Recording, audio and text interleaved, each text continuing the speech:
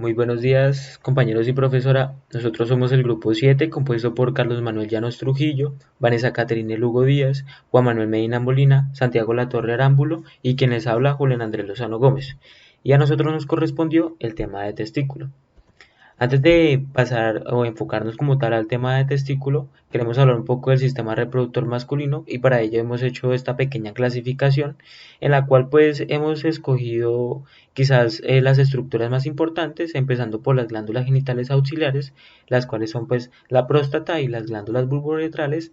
La próstata, por su parte, se encarga de la secreción de un líquido prostático que es rico en enzimas fosfatasas y ácido cítrico, y las glándulas bulbouretrales se van a encargar de toda la lubricación de la uretra previo o antes de la eyaculación. En órganos genitales internos tenemos los conductos deferentes que se van a encargar o tienen de función el transporte de los espermatozoides hacia el conducto eyaculador.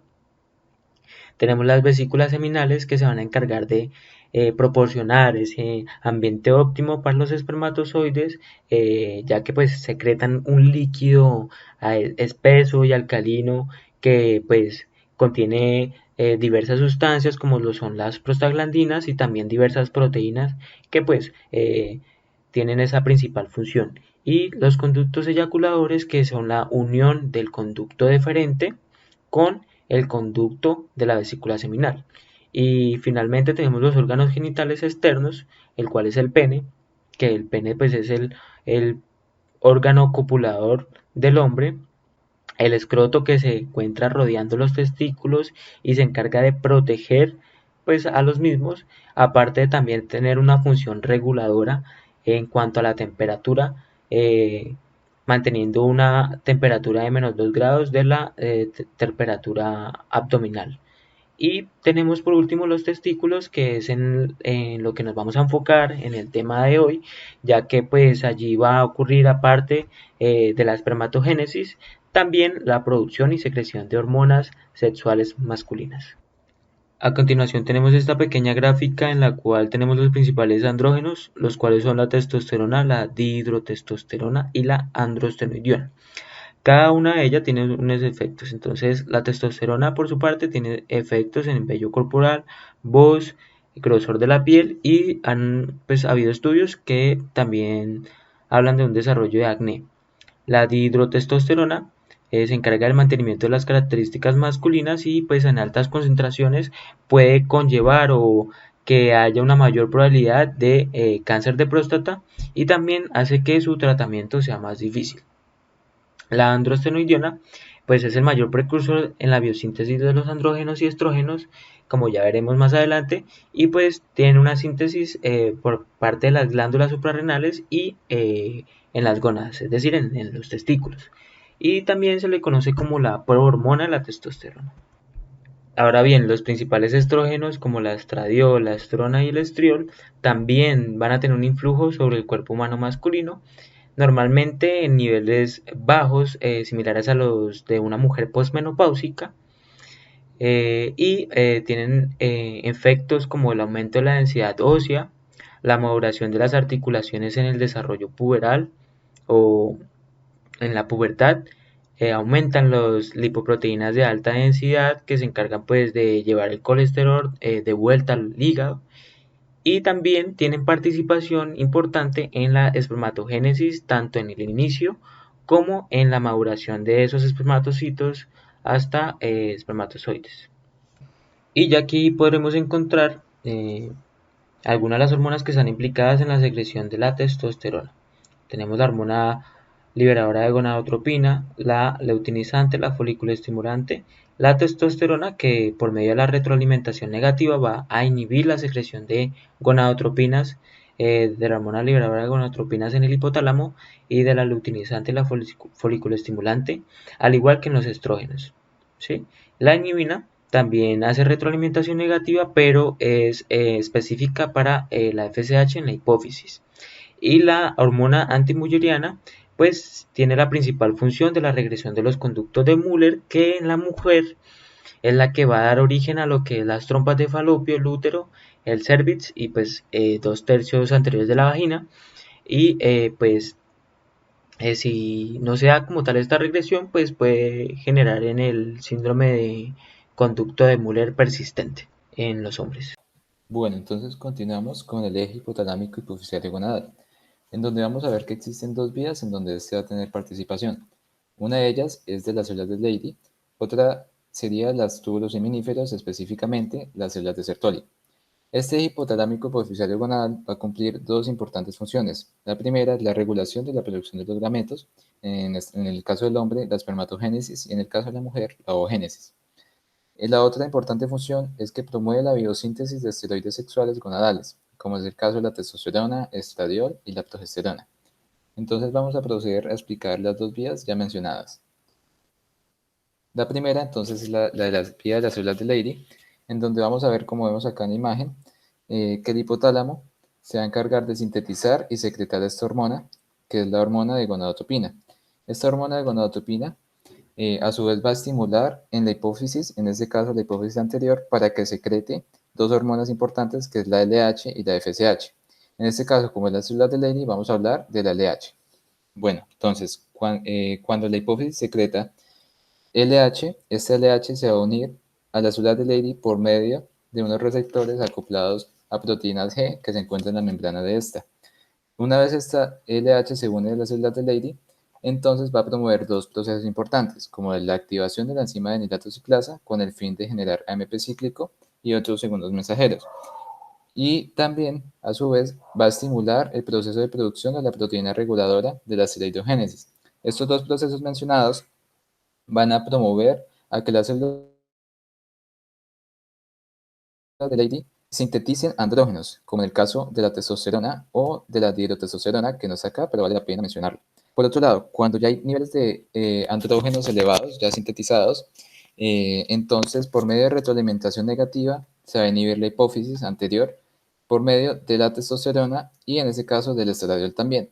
Directamente van a inhibir entonces la hipófisis con el fin de que ésta deje de secretar LH. Y también, además de esto, esas mismas hormonas van a inhibir indirectamente al hipotálamo para que deje de secretar hormona liberadora de gonadotropina con el fin de evitar una sobreproducción de andrógenos. Entonces procedemos a explicar la siguiente vía, que es la vía donde tiene participación las células de Sertoli. Entonces, como mencionamos anteriormente, desde el hipotálamo, entonces se libera esta hormona liberadora de gonadotropina, que estimula la hipófisis para que promueva la liberación de LH y FSH. Ya explicamos la LH, donde están las células de Leydig, y la FSH, que nos falta explicar, que vamos a proceder a ello, en donde tiene participación la célula de Sertoli.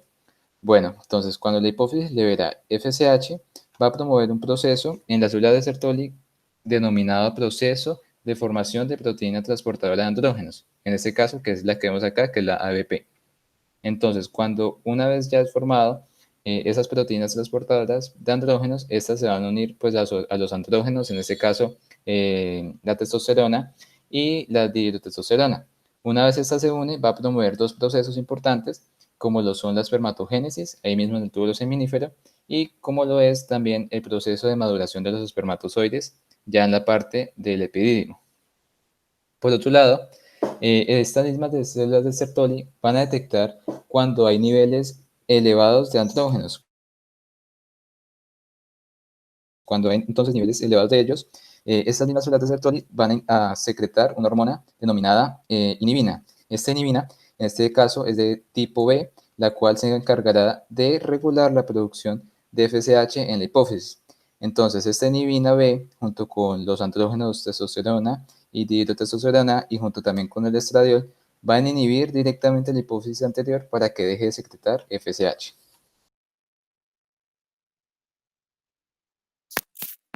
Bueno, tenemos las dos células principales, que son las células de Leydig y de Sertoli.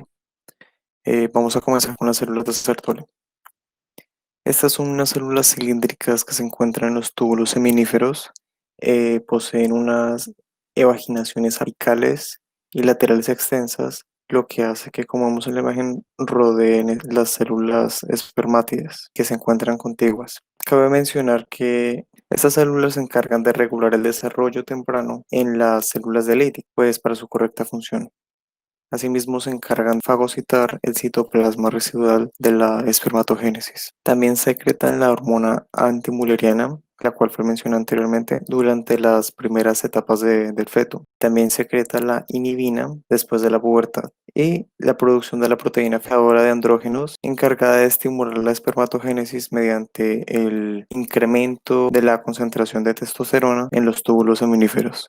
Las células de Sertoli forman unas uniones intercelulares apretadas o tight junctions a nivel de la membrana con el contacto de la membrana basal con el túbulo seminífero. De esta forma se impide el paso de sustancias que van desde el intersticio testicular hasta el interior de los túbulos. Esto le confiere una permeabilidad altamente selectiva que se basa en los sistemas de transporte de las células. Esto también influye en la composición química de los túbulos seminíferos y además de esto controla el ambiente en el que se desarrolla la espermatogénesis. También se encarga de prevenir el paso de sustancias citotóxicas que son transportadas en la sangre y de esta forma no interfiere en la formación de los espermatozoides. De igual forma, esta barrera impide que los antígenos de las células germinales entren en circulación y que puedan, digamos, desencadenar una respuesta autoinmune.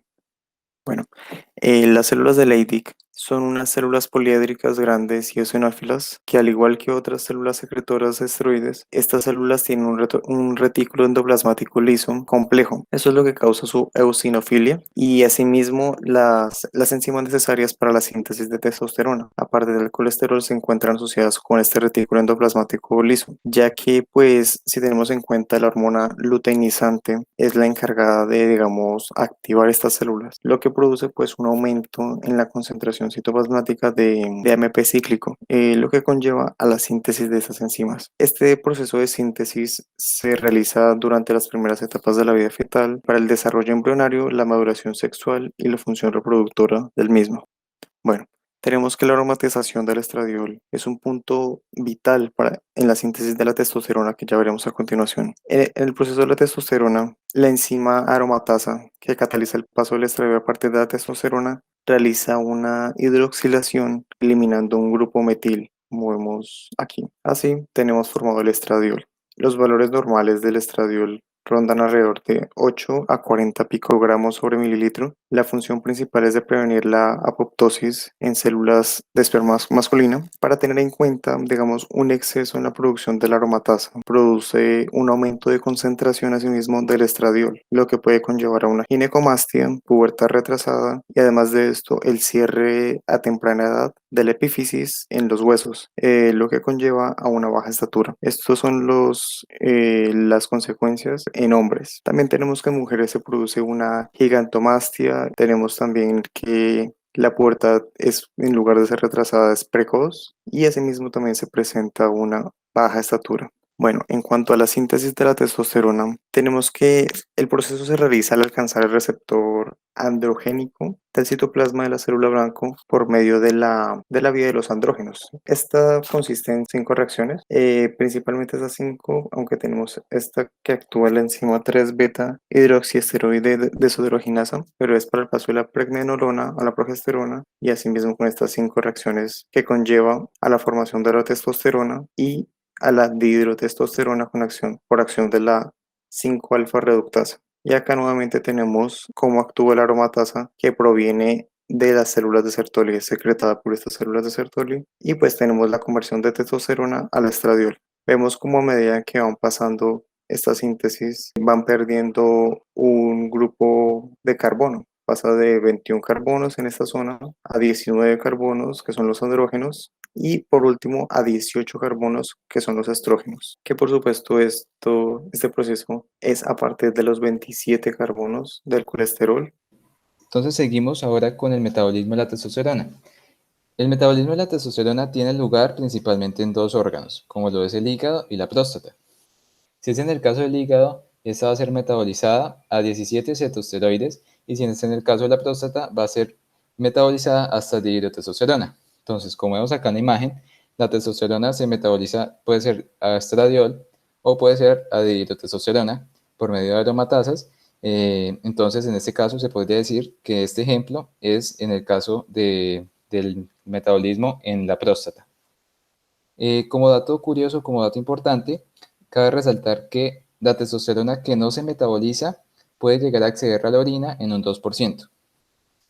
Ya por otro lado, entonces los productos de degradación de testosterona, en este caso, como vemos acá, cuando se metaboliza, pues llega de hidrotestosterona y posteriormente esta se degrada a estos trioles que vemos acá, 6-alfa-triol y 7-alfa-triol. Entonces, estos productos de degradación de esa testosterona pueden llegar a ser expulsados o ser excretados por medio urinario o por las heces, pero ya en forma de ácido sulfúrico o glucurónico. En cuanto a las funciones de la testosterona y en general de los andrógenos, estos ejercen unos efectos amplios y variados sobre el organismo, sobre todo en los órganos sexuales como los no sexuales. Se pueden, digamos, distinguir dos periodos diferenciados en los que actúa esta testosterona, en el cual es el periodo prenatal, en el que tenemos el desarrollo de los conductos de Wolff, los genitales externos y pues en general la diferenciación sexual cerebral. Hay que tener en cuenta que estos efectos son irreversibles y únicamente ocurren durante este periodo de vida fetal. A partir de la pubertad, cuando se reinicia esta producción de testosterona, se estimula el desarrollo de los caracteres sexuales secundarios, haciendo aparecer, digamos, el bigote, la barba, aumentando la actividad de las glándulas sudoríparas y las glándulas sebáceas, además de que la voz se pone más grave, digamos, en consecuencia de la hipertrofia de la laringe y el engrosamiento de las cuerdas vocales. Hay que tener en cuenta que estos cambios no son precisamente por la testosterona en sí, sino por el metabolito derivado de esta, como vimos anteriormente, la dihidrotestosterona que se forma a partir de la enzima 5-alfa reductasa. Esta es la que se encarga de los cambios, digamos, bruscos, por decir así, como es el desarrollo de los genitales externos, de los caracteres sexuales secundarios, además de que en la pubertad tenemos el incremento del tamaño del pene y la pigmentación del escroto. Además de que tenemos de que la dihidrotestosterona favorece en el crecimiento somático, incrementando la masa corporal y la estatura. Bueno, entonces, dentro del transporte de la testosterona, vamos a ver que ya tiene tres diferentes formas de transporte. Solo el 2% de la testosterona total se va a transportar de forma libre, es decir, sin unirse a la albúmina o a la globulina transportadora de hormonas sexuales. Como la vemos acá, esta es la globulina y esta es la albúmina. Por otro lado, entonces, en un 40% se va a transportar gracias a la albúmina presente en el plasma, y ya en mayor porcentaje, esta se va a transportar por medio de la globulina transportadora de hormonas sexuales en un 58%. Como dato curioso, la suma de la testosterona libre y de la unida a la albúmina, que es el 40%, se le conoce como testosterona biodisponible. Y esto quiere decir que esta es la que va a cumplir las funciones, sus respectivas funciones en las células dianas por medio de receptores que ellas tienen, que son para los andrógenos. Bueno, ahora voy a hablar del ciclo de la testosterona. Existen 5 tipos de ciclos hormonales masculinos: el ciclo extracorto, el diario, el mensual, el anual y el vital. En el ciclo extracorto, que es también conocido como el síndrome del minuto de testosterona, es un ciclo que consiste en alteraciones hormonales que duran aproximadamente 20 minutos. Se estima que el hombre puede tener entre 6 y 7 ciclos al día. Esas fluctuaciones se asocian a un ritmo cardíaco alto. El ciclo diario, como su nombre lo indica, es un ciclo que dura todo un día. Por la mañana el nivel de testosterona va a ser muy alto y este va a bajar a medida que pase el día. Al despertar tenemos entre 800 y 1000 miligramos de testosterona. Y por la tarde vamos a tener aproximadamente 400. Es por esto que muchos hombres tienen mayor deseo sexual en la mañana. En el ciclo mensual, aproximadamente el 60% de los hombres tienen un ciclo que va de 8 a 30 días. Y durante estos días tienen picos de alta producción de testosterona. Pero a diferencia del ciclo menstrual de las mujeres, este no va a estar ligado a la producción. En el ciclo anual, las estadísticas estiman que la estación del año en donde los hombres tienen un aumento súbito de la cantidad de la producción de la testosterona es en otoño. Y el ciclo vital se divide en 5 fases: en la de nacimiento, pubertad, paternidad y vejez. En el de nacimiento, la testosterona aparece en la vida de una persona a las 4 semanas del embarazo, y esta va a determinar si el embrión tiene pene o vagina. En la pubertad, aproximadamente a los 9 años, es cuando los niños van a tener otro pico de producción de testosterona, el cual va a marcar el inicio de la adolescencia. Este cambio hormonal va a dar lugar a un alto deseo sexual y cambios físicos como es el desarrollo de los genitales, el crecimiento del vello púbico y el vello facial. En la madurez es una fase en la cual las hormonas se van a estabilizar. En la paternidad que es entre los 40 y 50 años, es muy común tener desajustes hormonales por la disminución de la testosterona. El ciclo de la vejez, que sea aproximadamente a los 60 años, va a ocurrir una disminución significativa de la testosterona. Bueno, entonces ahora, ¿cómo es que se relaciona la testosterona y el envejecimiento en el hombre? Ya sabemos que, que a partir de los 60 años vamos a tener una disminución significativa de la testosterona, pero esa disminución va a estar relacionada con unos cambios que acompañan el envejecimiento, como lo son la disminución de la formación del hueso, la disminución de la masa muscular, la disminución del crecimiento del vello facial, la disminución del apetito y del líbido, y la disminución del hematocrito sanguíneo. Y aunque los valores de testosterona van a disminuir con la edad, los niveles de LH y FSH se van a elevar, indicando un grado de disfunción hipotalámica hipoficiaria, la cual pues viene acompañada del envejecimiento. Bien, entonces, el sexual masculino. La conducta reproductora es bastante compleja y esta no solo va a estar influenciada por los esteroides sexuales, sino también por la constitución genética de cada individuo, los contactos sociales y la edad en la que las hormonas ejercen sus efectos. El sistema genital masculino está controlado por las divisiones simpáticas y parasimpáticas del sistema nervioso autónomo. Las fibras eferentes simpáticas destinadas a los órganos sexuales masculinos se originan a partir de 5 plejos nerviosos prevertebrales primarios, entre los cuales están el plejo celíaco, el mesentérico superior, el mesentérico inferior, el hipogástrico superior y el hipogástrico inferior. Las neuronas parasimpáticas preganglionarias relacionadas con el sistema reproductor masculino son originadas de los segmentos sacros de la médula espinal. Bien, para la erección hay 3 vías eferentes. Una es parasimpática por el nervio pélvico, una simpática por el nervio gástrico y la otra la somática por el nervio pudendo. La inervación parasimpática es derivada de la porción sacra y lumbar de la médula espinal. Las fibras van a discurrir a través del nervio pélvico, el plejo pélvico y el nervio cavernoso hasta los cuerpos y la vasculatura del pene. Esta actividad parasimpática da lugar a lo que es la vasodilatación, aumentando el flujo sanguíneo e ingurgitando el pene con sangre. Ocurre una liberación de acetilcolina y óxido nítrico en el tejido eréctil. La inervación simpática, las fibras preganglionarias van a salir de la médula espinal toracolumbar. Esas fibras van a discurrir a través del nervio esplénico menor, la cadena simpática y el ganglio mesentérico inferior. Mientras que las fibras postganglionarias van a alcanzar a los genitales a través del nervio hipogástrico, el plejo pélvico y los nervios cavernosos. Esta actividad simpática contribuye a la flacidez del pene. Y la inervación somática es rama motora al nervio pudendo. Se originan en la médula espinal sacra e inervan a los músculos estriados del pene. Provocan lo que es una contracción de músculos isquiocavernosos y conlleva la erección. Bien, la erección es dada por 2 fases sucesivas, la fase de la misión y la fase de la expulsión. En la misión va a haber una acumulación de semen en la uretra vulvar producida por la contracción del conducto deferente, la próstata, las vesículas seminales y el cuello vesical. Esta actividad es dada por el sistema nervioso simpático, mientras que la expulsión ya es la salida del semen de la uretra forzada por la contracción intermitente de los músculos perineales y pélvicos. Esta actividad por acciones motores del nervio pudendo. La espermatogénesis se define como el proceso en el cual los espermatozoides se producen a partir de las espermatogonias mediante mecanismos de mitosis y meiosis. En nuestra imagen derecha podemos ver la regulación hormonal de la espermatogénesis, la cual va a comenzar en el hipotálamo. Entonces se va a dar con la secreción de la hormona liberadora de gonadotropina, más conocida como GnRH, la cual nos va a estimular la producción de la hormona luteinizante LH y la hormona estimuladora del folículo FSH en la pituitaria.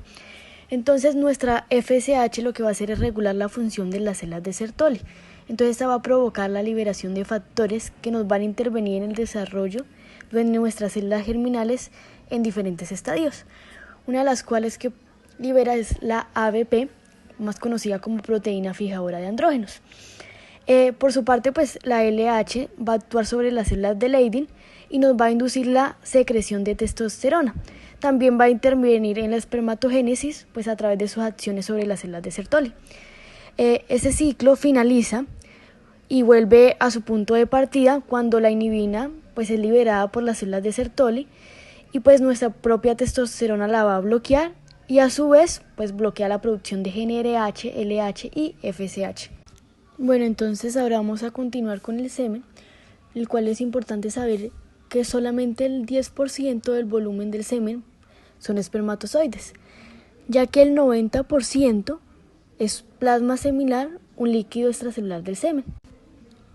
En nuestra imagen derecha podemos evidenciar algunos valores normales sobre los parámetros del semen, como son el volumen de eyaculado, que es un valor de 2 a 6 mililitros, una viscosidad, una licuefacción en una hora como tal, un pH de 7 a 8, un recuento de más o igual de 20 millones sobre mililitro, una motilidad de mayor o igual a 50% y una morfología del 60% normal. Sabemos que el plasma seminal como tal contiene una gran variedad de azúcares y iones, ya que como podemos evidenciar, las glándulas accesorias nos van a contribuir aportando fructosa. Otro dato importante es que el semen contiene concentraciones elevadas de colina y espermina y también es rico en calcio, sodio, magnesio, potasio, cloro, zinc y fósforo. Siguiendo con la exposición, vamos a hablar sobre la píldora masculina. Es una investigación que se ha venido dando hace unos años, ya que los métodos de planificación, los métodos hormonales como tal, simplemente son para mujeres. Entonces, por esta razón se ha venido implementando la investigación para que se dé un método anticonceptivo que lleven los hombres. Entonces, lo que se sabe de esta píldora, que tiene como nombre dodeoxelcarbonato de 11-beta-metil 19-nortestosterona o 11-beta-MNTDC. Entonces, lo que sabemos es que es una testosterona modificada que tiene acciones combinadas de andrógenos y de progesterona, lo cual va a disminuir la producción espermática y se busca que ésta no altere de manera importante el deseo sexual.